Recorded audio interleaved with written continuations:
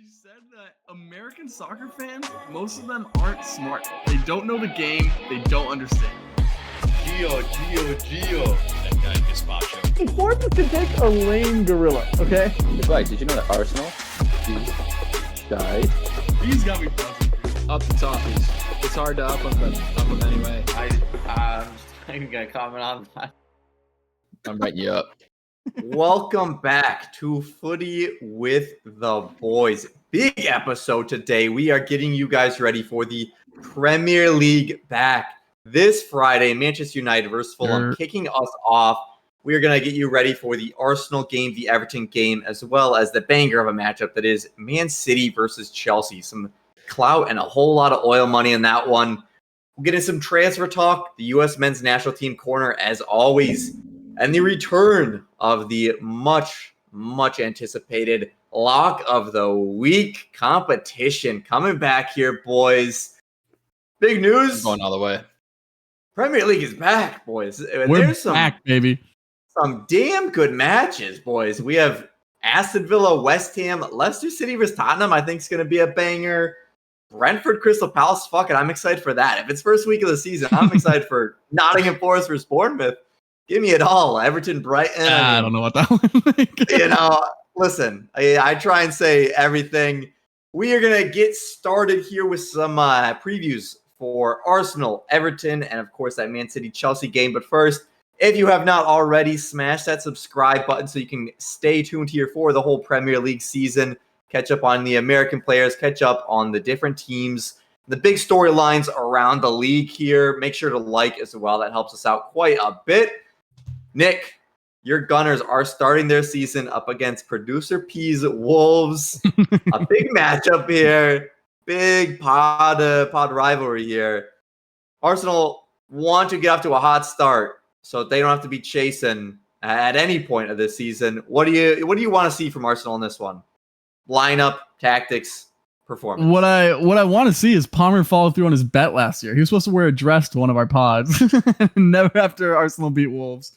He could be right fraud. Now.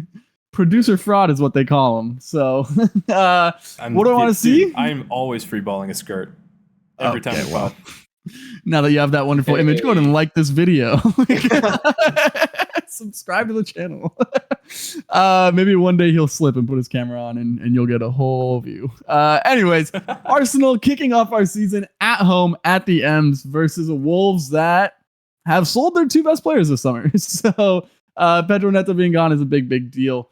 So I'm expecting 3 points. I think the lineup is going to basically pick itself. I'm going with, actually, I don't know if that's true. I think we might see Havertz in the midfield this weekend, which don't love, but he looks better there against Lyon when they played this past weekend. So we'll see what happens there. I do think Jesus starts the 9. Saka and Gabi on the wings. I hate to say it, but it is looking like Zinchenko at left back. So that might be an issue. But Pedro Neto's gone, so we're good. Overall, I just want us to be clean. It's at home. I want a clean sheet for sure. And I think we're going to be able to pop a couple of goals in, at least from, I guarantee of the week, they're going to score a goal from a corner. So whatever else happens after that, they will likely get the 3 points in my opinion. But it's going to be a way to start the season strong because, again, we were 2 points off the title last year. We are once again title contenders. And this has to be the season you do it. I think it's going to mean less if you win the Premier League the season after Pep leaves, which I think Pep will leave. So I think this is a season we prove it to them that we are good enough to be the cream of the crop. And it all starts this Saturday versus Wolves. So I'm expecting a win from the boys and I'm expecting a good performance.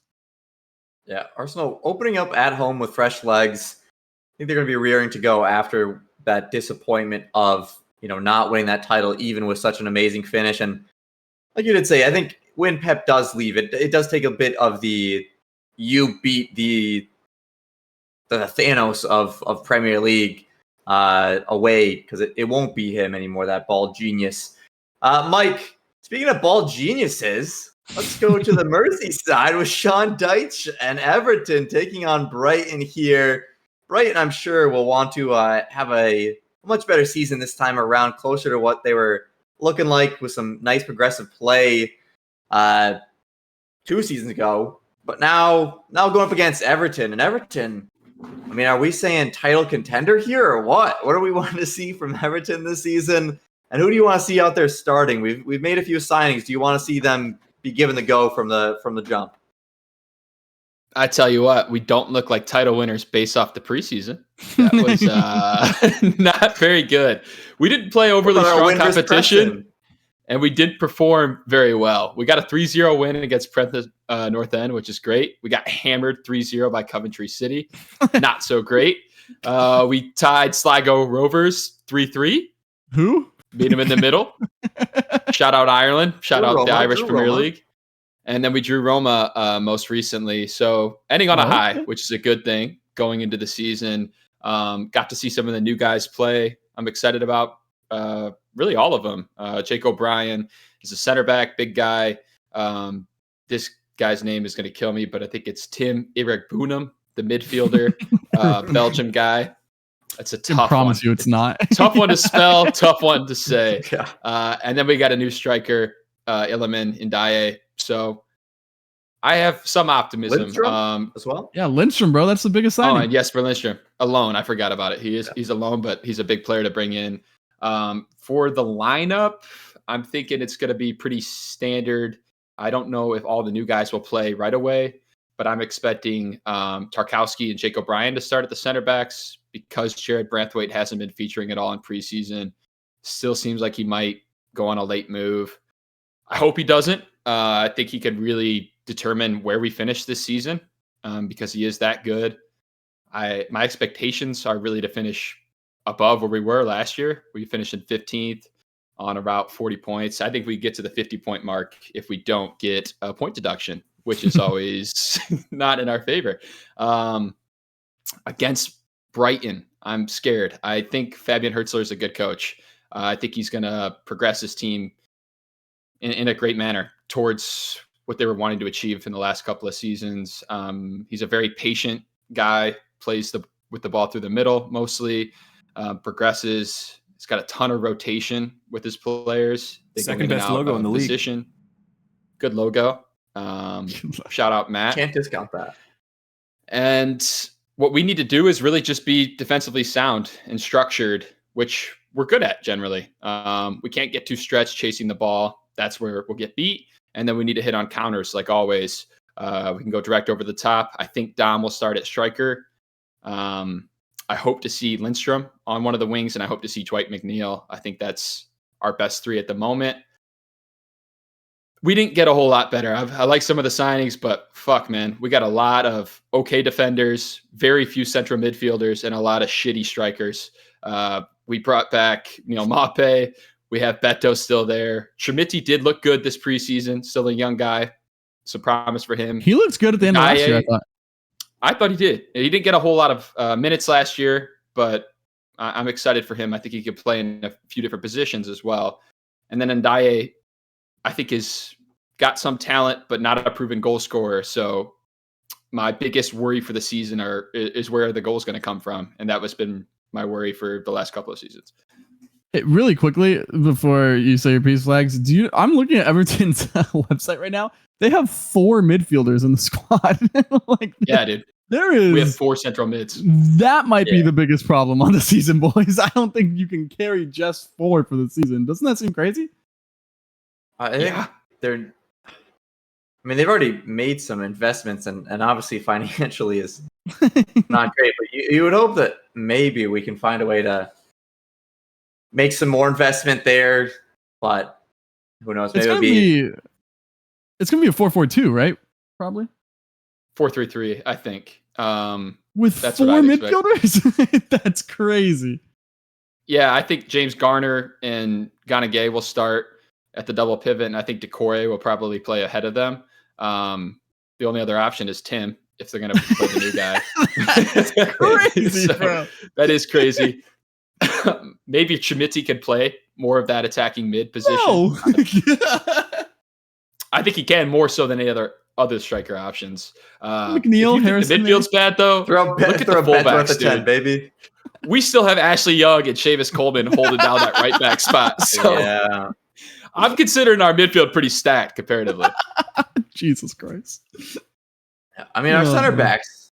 Maybe we play a little Man City center back at left back type thing, but not exactly. Center back at right back, brother. We got a left back. Yeah. We'll have to switch it up and put it to the right back. But man, yeah. I mean, Everton invested a decent amount in players, but certainly still some places to improve on. I do think that with Fabian Hurstler coming into Brighton, can kind of go one of two ways for Everton. It could either help them out that it is so early in the season, and Fabian Hurstler's system is an interesting one, so I don't know how easily players will grasp onto it because it is kind of like an amoeba, just kind of moving around, a lot of shifting in position, and a lot of covering for other people. Does that maybe fall apart at certain times because it is so new, or is it going to be so hard to defend for Everton because they have no idea what Fabian Hurstler is doing in the Premier League? That also just that Everton is not the greatest. Will it hurt us? I guess we'll find out. But I got faith in the boys here for a big season. Hopefully, no few financial fair play penalties to drop us down and hurt some momentum. But I'd like to get off to a hot start. That would really be nice. But boys, there is one game that does take a lot of the headlines. It is Manchester City, the reigning champions, up against the team that has spent $1.36 billion in the past 2 years, Chelsea. They are going to make their 50 billionth signing this summer. Coming up here, we don't even know who it will be. Could be one of 50 different names they're still associated with. But boys, is this a potential slip up for Man City? Chelsea coming in with Enzo from Leicester, coming into Chelsea. He wants to play almost similar to Man City. That's kind of why Poch left, is they want to play a Man City style. That wasn't what Poch was going to do, so they bring in Enzo Maresca. Is there potential for an upset here? Chelsea hasn't maybe looked the greatest in preseason. Still a whole lot of talent. About 50 players worth of talent on this team, though. Nick? Listen, I said a couple days ago that Man City is finishing third. I think Arsenal and Liverpool finish ahead of them. We'll get to that later. And I think that starts next week. I think they're going to take care of Chelsea here. I don't think Chelsea has much of a chance. We will wait 1 week for Man City to start their decline because I am uninspired by a lot of what I see from Chelsea. If I can't say anything, they do. I mean, if Nico Jackson has a day, like he can, he'll get in some spots. I don't think he's going to score once he's there, but he'll get in some spots. So it should be an interesting game. Man City is going to take it seriously with just being another big six side at the start of the season. And because they're going to take it seriously, it feels unlikely that they will slip up. But I don't know. Maybe they really miss Julian Alvarez. Who knows? Yeah, and like Chelsea, expectations-wise, you do bring in the new manager that wants to play this super trendy Pep Arteta style. He obviously was a Man City assistant and was able to work it pretty well at Leicester to get them promoted. Comes in at Chelsea. He has Cole Palmer in his now second season there at Chelsea. He has Enzo Fernandez, Moises Caicedo. He's got some talent with him here. How long does it take to click, and what are the expectations for Chelsea this season, you think? I think their expectations are going to be very high. My expectations are not high. I think their ceiling is about 6. I think they'll finish lower than that. I think Enzo Maresca has some great ideas tactically. This is a huge step up from him, going to Chelsea from Leicester. And I don't think Chelsea has the player pool to play his style very effectively. I don't trust their defense at all. I don't think these center back options are able to play with the ball the way he's going to want them to. And I don't think they got a whole lot better. They made a ton of fucking signings, but no one who makes them much of a contender, in my opinion. They still don't have a striker. I mean, Nicholas Jackson, Broha, Gui, like none of these guys are going to kill it for you in the Premier League. Reece James is also hurt, so that's another good thing for them. What's new? They don't have a goalkeeper either. They have 6 goalkeepers on their roster, but no one who's a certified starter. So I don't see it working out very well. I think they'll finish about 8th, and I think Cole Palmer will have a great season.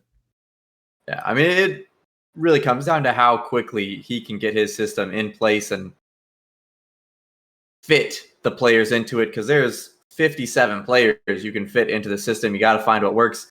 That is a hell of a task to ask for him to figure out the 57 players. I don't really understand where all these players are going during the season. You can't loan them all out. You can't play Saudi them Arabia. all. What the hell's going on there?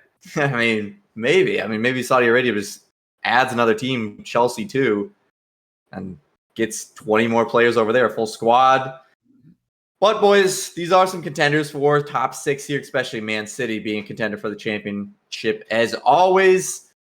Let's get into a little top 6, bottom 3 predictions here. We're going to run through our top 6s across the board, explain why we maybe are shaking things up, where we think people are going to land.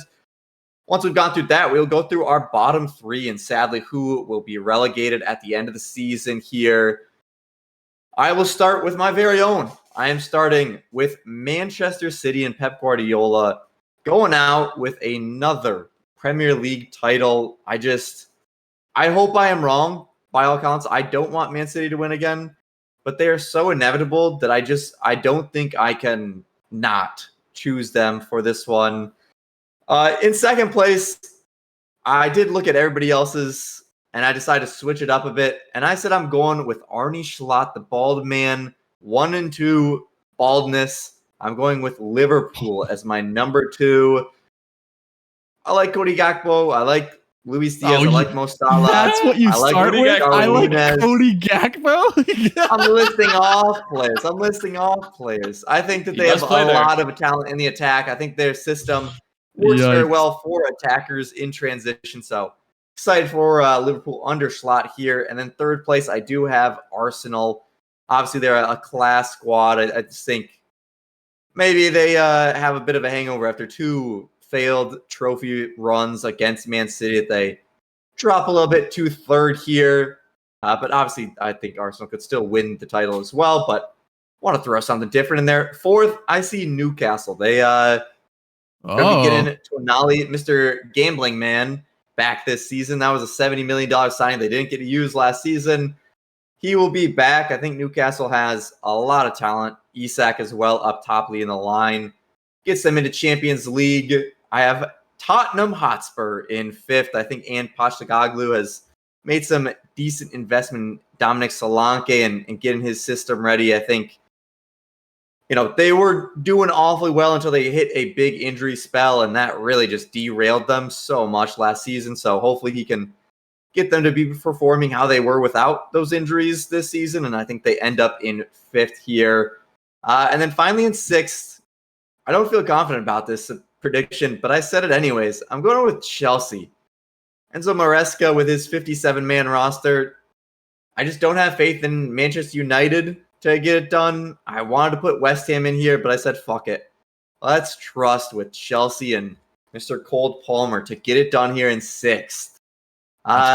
Mike, where were you going with your top 6 here? Where were we different here? Give me City. City's going to win again.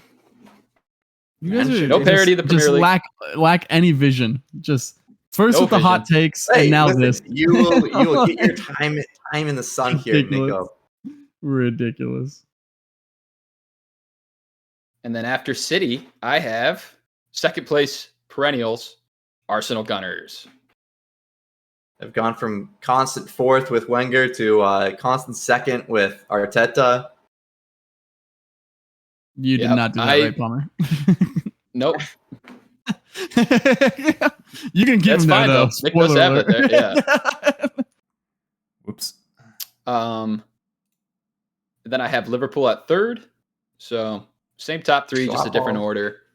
Believe this is how it finished this past season as well. Yep. That is what happened. Yep. I like Arne Slot. I think what I've seen from Liverpool so far in the preseason has been pretty damn good. But there'll be some humps and some dips at certain points throughout the season.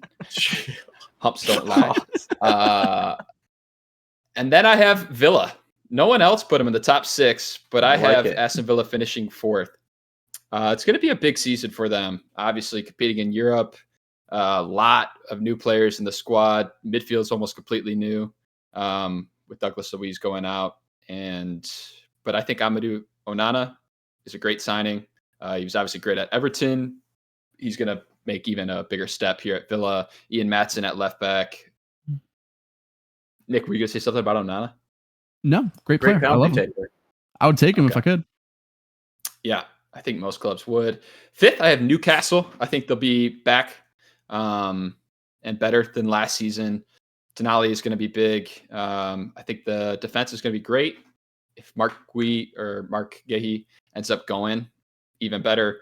And then rounding it out, I have Manchester United. I think they will still disappoint, even with all the money they've spent. It's just not going to work out. And Ten Hag is not going to make it throughout the season. Listen, both of you went. Yeah, he said Man U 6. All right. And that he gets fired. I did say that. I think each of you made a choice there. Chelsea or Man U, and why do we go each way? Flags, why'd you choose Chelsea over Man U? I trust Enzo Maresca over Erik ten Hag. I also think the amount of injuries that Manchester United have is an issue. They get so many injuries on that squad. I think you got to look at something with the physios.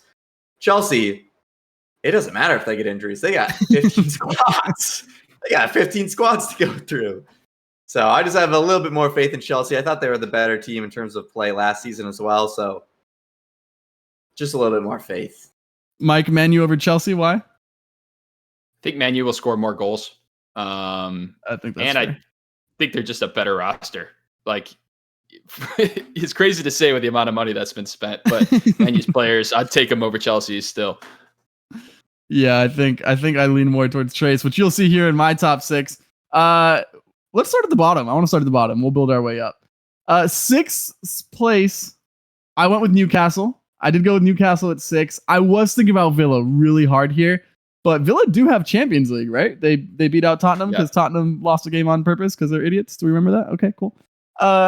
Nice, cool. Just trying to remind us that their fans are morons.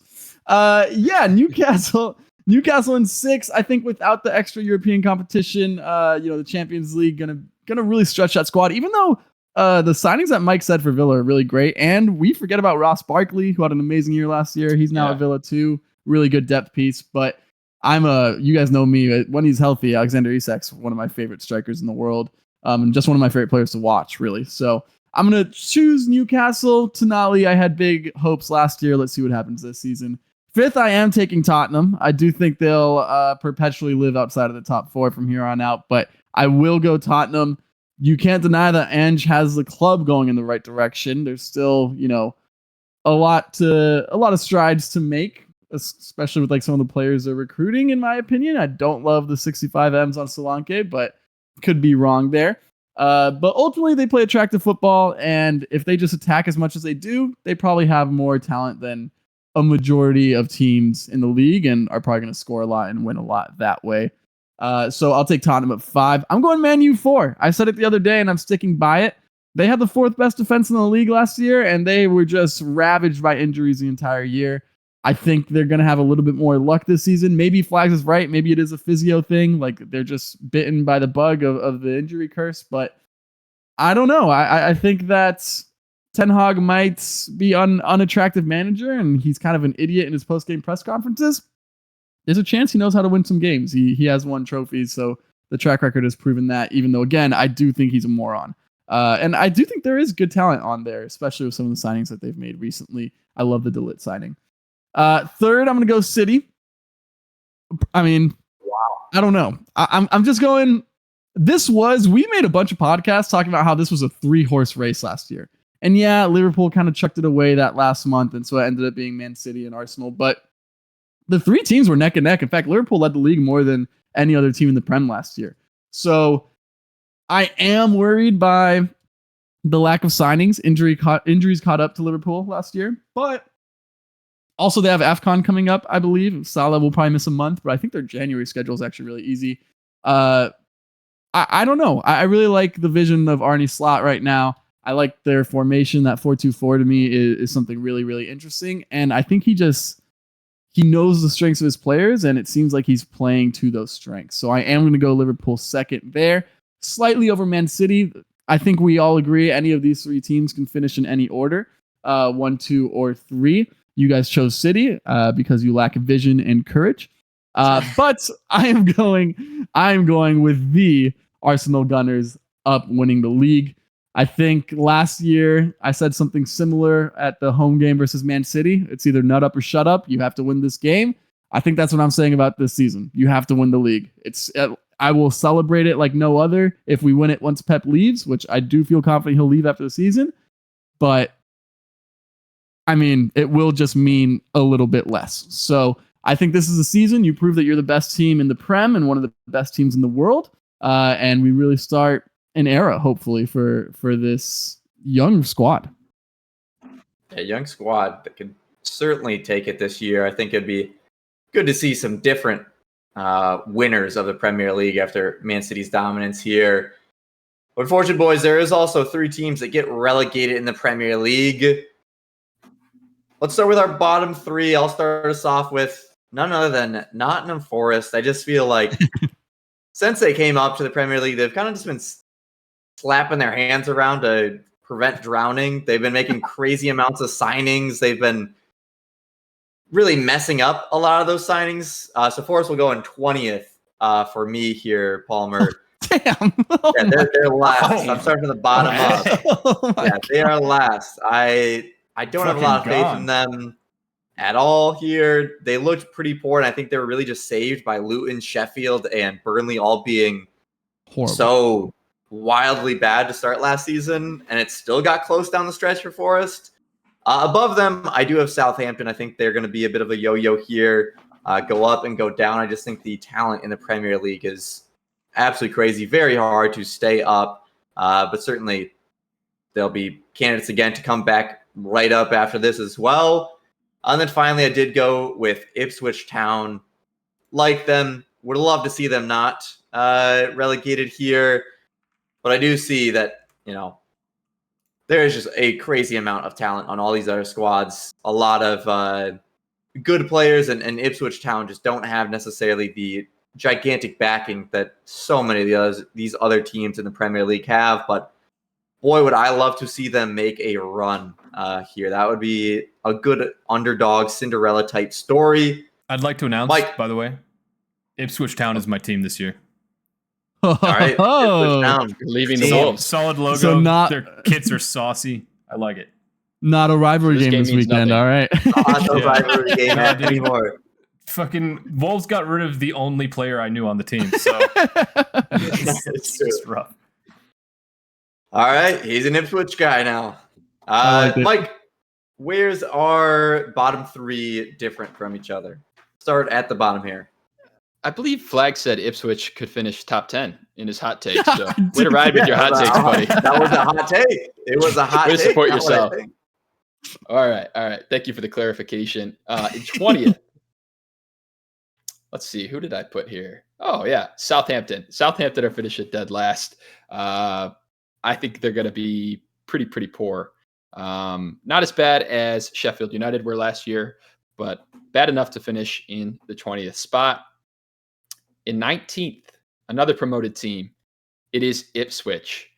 I don't think they have what it takes. I think all the clubs that are still in the Premier League have more robust rosters, more proven managers, and are ready to stay in the league more than these teams are. And unfortunately, rounding out my bottom 3 is Leicester City. I'm going bang, bang, bang. Wow. All promoted teams are going back down. If this does happen, glaring for the promotion process and for the English football pyramid. Those issues have been talked about. This would be further proof that the divide is very, very real. I don't think Nottingham Forest will go down. I think they held on to most of the players they needed to, most of their performing players from last season, Murillo, Callum Hudson-Odoi, Morgan Gibbs-White, those kind of guys. And I think that'll be enough to keep them in the league. That was a real struggle name number 3, huh? Just I could think of the best player. Shout out Morgan Gibbs-White, hell of a player. I want to say that I don't think Leicester City would go down, but like you say, the the gigantic difference in promoted teams from the Championship jumping into the Premier League. There is that, but Leicester City does have that investment. I feel like from the previous parachute payments and things that maybe they can bridge One that other gap. point. Shout out former Nottingham Forest manager Steve Cooper, who will be at the wheel for Leicester this year. I was about to say that. Yeah. For you this time around. Yeah, listen, that's I really struggled because I think Steve Cooper's an idiot. I think he's the worst manager in the Prem. So I was really thinking about putting Leicester down here, but I like some of the play. I know, Drewsbury Hall has been their best player for a couple years now. He's at Chelsea now. But, Dak is still there. They still have Ndidi, Sumare. They have some pretty Harry Winks, joined. Yeah, I mean, Vardy doesn't start, right? So, but whatever. He is still there. So, I think they still have enough there. I also really like Mavididi. He's an Arsenal product who played in France for a little bit before joining Leicester. So, I remember watching him like in the preseason. So, shout out to him. Glad he's going to be a starting forward for a Premier League team now. Wearing the number 10 for Leicester, I think. Anyways, so I'm not going to put them down there. I do think Ipswich is the bottom team. I think the other day when Flags made Flag said his top 10 take, and Mike said name players. I was like, yeah, I don't think they're going to make it, brother. Like, I don't. You guys were saying I didn't have hot takes, and now you're both saying that they're all god awful. I said they were top 10. It was a very hot take. It was just a boring hot take. I don't give a shit about Ipswich. So they will be gone, unfortunately. We will stay up. No.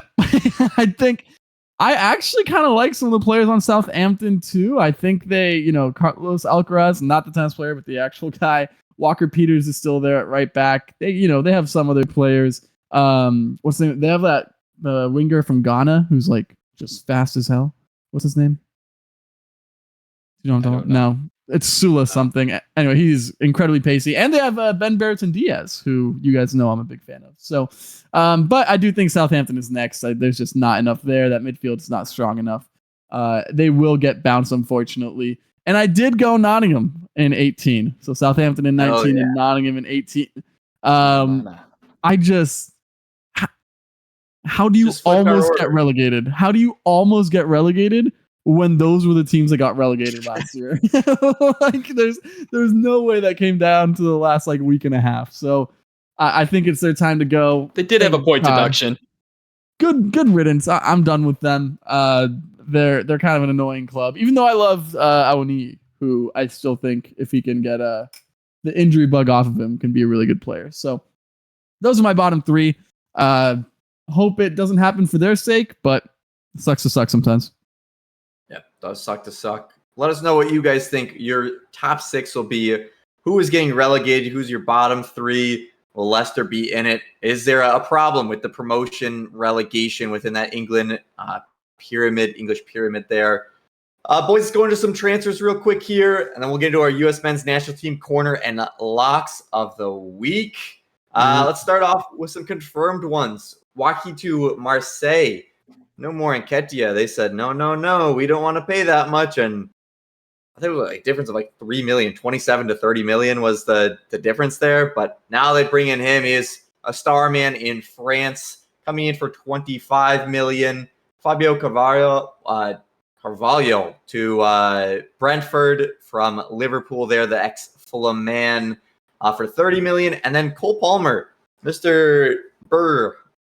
Aura himself. Yeah, that might not be him there. Extends till 2033 with Christ. Chelsea. A long deal. Which one of these, I mean, the G's may have pointed out, but which one of these stand out the most, Mike?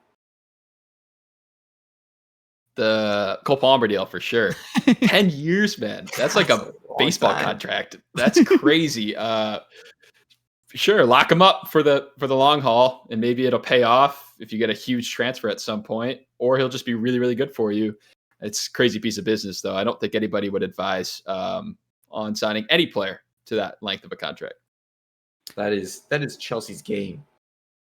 Yeah, that is I'm glad you said baseball, because doesn't Boley own the Dodgers? That's all they do. They just sign everyone for 10 years, and it usually doesn't work out for them.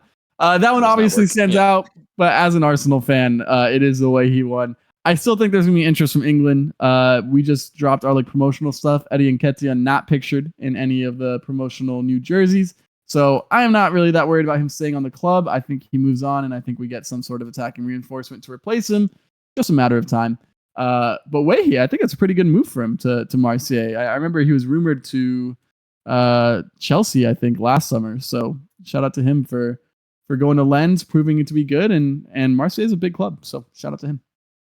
Yep. I will say that if I were Arsenal, I would have taken the 27 and ran with it for Nketiah. But I mean, that's a lot of money to invest other places for Arsenal. But, you know, I'm not in that room. I don't know what the deal actually looks like in terms of guarantees and add-ons. Going to the transfer rumors. We have, you know what, actually I'm going to end with that one. We have DCL to potentially Manchester United looking for a striker. Who knows what the hell would happen, but that would be a very interesting deal to see. Bournemouth now keen on Nketiah, interested, sniffing around there. Zubamendi. Zoo, where are you? Not at Liverpool, apparently. That's pretty good. Shout out Flags. Good hosting, Flags. Liverpool. Also, speaking about midfield deals, Conor Gallagher flying back to London. What the hell? He was in Zoinks. Madrid taking pictures and jerseys at the stadium for 3 days. Wait, what? Zoinks. Jeepers To this one. Finally, this is the real Jeepers. Get the mystery van, the mystery Brinks truck for this one. Vinicius being offered $1 billion with a B, baby. to go to the Saudi Arabian League. And that's not it. They're also willing to pay $500 million for his transfer. About double the transfer record right now. They want this man bad. Do you think I can disguise myself as him in this Real Madrid kit and get the money? I just need one of those payments. It doesn't need to last long, boys. You look very similar. Holy shit. Boys, if you're Vinny, you got a God squad to play with right now in Real Madrid, but take it. There's going to be ego issues on that team. We already know that about how they're going to fit in. Do you just set your entire family for the rest of humanity with this, or are you more worried about your legacy, Nick? You gotta take the money, bro. $1 billion. If you can guarantee me $1 billion for 5 years worth of work, do you like that is insane. I don't care. Yes, the money is tainted in blood. It is my money now. Like it is. You have to take it. Sure, you're like it'll be really hot. It does not matter. You can show up and not do anything. Like you don't really have to try that hard, brother. You take the money, you set up your entire family for the next 5 generations, and you live life to the fullest. I think he's done it, right? He's also won leagues. He's won Champions Leagues, I believe, for Madrid. So what else is there to do? I think you take the money and I think you run with it. Mike, the other argument would be your legacy. I mean, he is in the Ballon d'Or conversation very much so this season. This would be the wildest move we had seen to the pro Saudi league here, with a player in their prime just jumping ship. Would this maybe be a little concerning for the rest of the world that Saudi is throwing this type of money and taking this gigantic of a talent out of the game? Yeah, this would show they're not playing around. They're still playing. Kill them. Yeah, no, it would show they're not playing around. There was a Saudi scare at the beginning when they started buying guys, mostly older players, but some young talent as well. This shows that they're legit. And if they're paying this kind of money, I mean, no one can say no anymore. I mean, Real Madrid, can they really say no to $500 million? At the end of the day, they're a business. And that's, I mean, almost all profit. They paid very little money comparatively to get him from Brazil. It seems like a no-brainer. The alternative for Vinny, if he wants to restore his legacy, I mean, take a pay cut, come to Everton, do it with the Blues. Yes. Ultimate legacy. Ultimate legacy move there. It is interesting. Real Madrid is probably the only club that would ever say no to this, because they just were the only club to ever pass $1 billion in revenue. So they're about the only club that wouldn't just be like, fuck it, we are so set on FIFA financial fair play to absolutely break the transfer window every single year. 500 million. Jesus Christ. If you thought they had the Galacticos now, they could buy just about anybody they possibly want. Just continually stack that team up. Let us know if you would take that or if you're a little bit more interested in your legacy. Obviously, there's a good argument for both there, but god damn it, there's about 1 billion good arguments for one side, and I might be swayed. Let's move into our U.S. men's national team corner here. A lot of action here for just a couple days. First of all, stories out of Italy are not too hot for some of our midfielders. Tanner Tessmann is in some hot water with Venezia. They are not happy that he was kind of, in a word, whoring himself out to all other Italian teams, trying to get a transfer. His agents can't get one done, though. So now he's back at Venezia, and they're saying we might not play him. He might not be in our squad to be playing. He did bring them up to Serie A by playing one of their top players, but not looking too hot for him there in Venice. McKennie is in no man's land right now. Still no real concrete links. Yikes. Talks of Milan, talks of Fiorentina, talks of Everton even, but really all those talks are maybe they looked into it. Nothing about real concrete discussions with the club or his agent. So very scary there because he is, as much as he's maybe not had the form of it, he is a key player for the U.S. Not good to see there.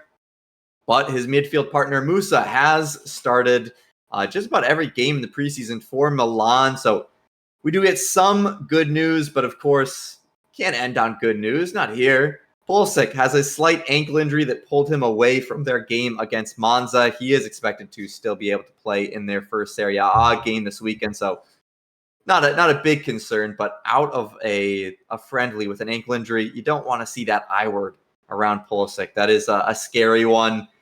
Moving to Spain, let's continue with the bad news, boys, because that's really all we got here until we get to England. And Luca De La Torre was not on the final preseason game squad for Celta Vigo. He does not have an injury that is known. And there are rumors that San Diego FC is reaching out to him as well as Sporting Kansas City. Not what you want to see out of a player that, yeah, maybe a depth piece for this U.S. midfield, but moving back to MLS, not exactly key for career progression. But boys, let's go to the real talking point. Let's go to the positives in England in the EFL Cup, also known as the Carabao Cup. Auston Trusty for Sheffield United last season, a little rough, you could say, a little. Just a bit. But he ends up getting just a bit, maybe a tad bit. But this season, he's starting off the EFL Cup with a goal against Deadpool-owned Wrexham FC. Getting a goal in that one in their 4-2 win. Haji Wright also got the start for Coventry City, going 60 minutes in their 1-0 win. And of course, the big story, especially with the way our goalkeeping room is looking at the moment, Gaga Slonina wins man of the match with 2 penalty saves in a shootout against Wigan to win their game. He's at Barnsley now. Donovan Pines, also the former DC United man, gets a goal in this one to then get it 2 penalties at 1-1. But Gaga Slonina, man of the match in his first game for Barnsley here. Going to be getting a lot of playtime in League One. Nick, League One is not the greatest, but he's getting playtime. No. And nobody really else is other than Ethan Horvath at Cardiff. So does he get called into September camp here? And is he a top name for our goalkeeping room at this point? No, I hope not. The answer should be no. It is League One. This is a 3rd-tier football league. We can't be relying on a 19-year-old from the 3rd-tier division of England to be the guy in the sticks. Maybe he gets a friendly call-up to camp, but even if he does, I don't think he sees any game time. One to watch for the future is what I'll say for Slonina until proven otherwise. Mike, you got Turner, you got Horvath. Why not Gaga Slonina brought into camp here, become a part of the squad? Who else are you choosing? Because he plays in League One, brother. He's on a decline. He played in MLS. And he was in the Belgium Super League. Yeah, he was in the Belgium Super League last year, and now he's in League One. That's down, not up. He's not moving in the right direction loan-wise. That's probably not all his choice. Yeah, the U.S., depth and goalkeeper is not great right now, but Patrick Schulte is still ahead of him just based on the Olympics and the fact that he's playing for the Crew right now. I would still have him above him in the depth chart. Yeah, I think certainly will be a good experience for him to be on Barnsley, a perennial contender for moving up to the championship there in League One. But boys, it is time for the much-awaited return of our Lock of the Week competition. I am the reigning champion. We will have that prize jersey coming soon. If you guys are not familiar with the rules, each one of us choose a game and predict the scoreline each week of the Premier League here. You get 1 point if you get the result right. You get 2 points if you get the score and result right. Obviously, if you get the score right, you're getting the result right. What we will be doing this season is if a team is in the bottom 3 starting after this week, you will not be able to choose their game. We want to avoid just choosing the shit team to lose. That was a decent strategy for 5 weeks last season before we relegated the bottom 3 and took action into our own hands. But Mike, as our inaugural loser, you get to kick off with the first pick of our Footy with the Boys Lock of the Week competition. Who have you gone with this season or this week? Big hitters, baby. I'm swinging low. Ipswich 0, Liverpool 3. Beat up on them while you can, because I don't think it'll be very long. I like it. Just take the cherry picked one there in the first week while you can. Liverpool there under Arnie Schlatt. Nick, you were in the middle last season. To make a jump up, what have you gone for here with your Lock of the Week? Yeah, listen, true to my colors, Arsenal 3, Wolves 0. There was officially no skin in the game for Palmer, so Wolves suck. They're horrible. I think we're going to destroy them. I don't care what Palmer thinks about this team anymore. I will not hold back. I think 3-0 might be light. I think it's going to be minimum 2-0, but honestly, if we have our shooting boots on, could be 4 or 5. So excited for the season, excited for this game, and I'm feeling good about my pick. No longer a podcast derby, so no need to worry about what he says there. I have gone with Newcastle 3, Southampton 1.